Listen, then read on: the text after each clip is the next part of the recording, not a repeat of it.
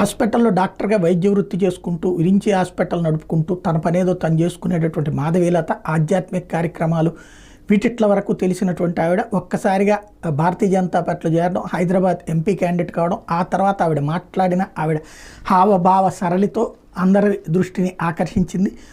సనాతన హిందుత్వం మీద సీరియస్గా, అంటే ఆవిడ ఆహార్యము సనాతన హిందుత్వాన్ని రిప్రజెంట్ చేయడంతో పాటుగా ఆవిడ తీసుకున్న కాన్సెప్ట్లు కూడా అదే విధంగా ఉండటం, చివరికి ఇప్పుడు ఏ స్థాయికి వెళ్ళిందంటే రాజాసింగ్ లాంటి వాళ్ళని కొన్ని చోట్ల కేసులు పెట్టడం నిషేధించడం జరిగింది. మాధవీలత ఇప్పుడు అంటే ఇది మామూలుగా అయితే కనుక దిగజారిందని చెప్పేసి విపక్షాలు వీళ్ళు మాట్లాడతారు. కానీ కర్ణాటకలోని బీదర్లో హిందూ సంఘాలు నిర్వహిస్తున్న కార్యక్రమానికి అక్కడ కలెక్టర్ అనుమతి నిరాకరించడమే కాకుండా తెలంగాణ బీజేపీ నేత మాధవీలతతో పాటు 3 నేతలు ఈ కార్యక్రమం పాల్గొనకుండా బ్యాన్ విధించారు. ఇది అత్యంత కీలకమైనటువంటిది. బీదర్లో ప్రవేశించకుండా